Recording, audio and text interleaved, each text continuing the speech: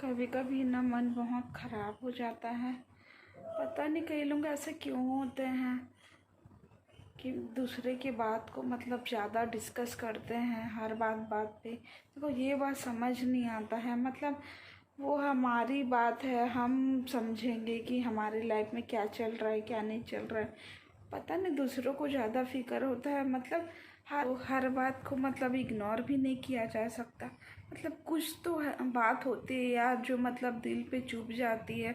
अब ज़रूरी तो नहीं है कि हमेशा इंसान का मतलब मेंटल कंडीशन मतलब सही रहे कि वो जो मतलब आप बोल दो तो वो उसको एक्सेप्ट कर सके।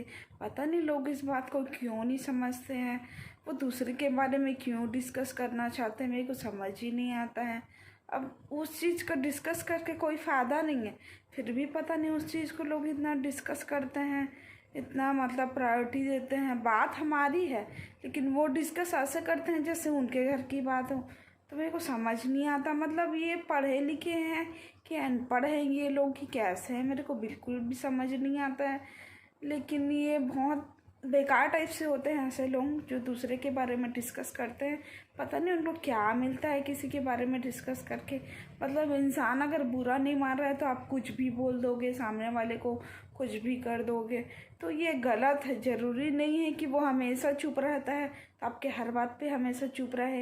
ये आपकी गलती हो सकता है कभी कभार जो आपका बोला हुआ बात है वो उल्टा आप पे ही भारी पड़ जाए, तो ये भी मुश्किल हो सकता है। बात को हुए बहुत साल हो चुका है फिर भी उसी सी बात को निकालेंगे, फिर वो मेरे बारे में डिस्कस करेंगे। तो मेरे को समझ ही नहीं आता कि वो ऐसा क्यों करते हैं। मुझे उनसे कोई लेना देना नहीं है, मेरा उनसे कोई मतलब नहीं है, ना कोई रिश्ता है, फिर भी मेरे को समझ ही नहीं आता कि ये लोग क्यों ऐसा करते हैं।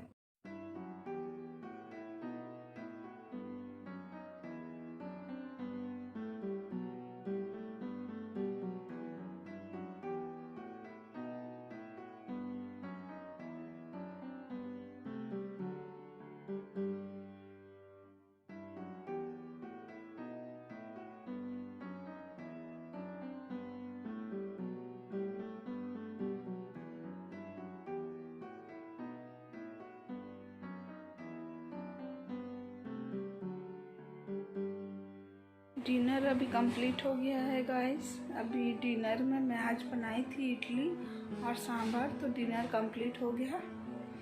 कितना सारा काम रहता है, कल पूजा है तो आज आधा काम की हूँ, पोछा वगैरह लगाई हूँ, साफ़ सफाई की हूँ, फिर भी अभी भगवान का साफ़ सफाई वगैरह करना बाकी है, तो फिर कल सुबह ही करूँगी।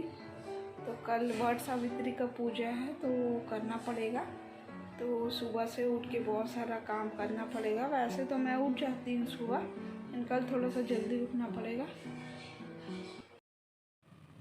गुड मॉर्निंग फ्रेंड्स, तो अभी सुबह हो गया है, तो आज है वट सावित्री की पूजा, तो बस यही तैयारी चल रहा है।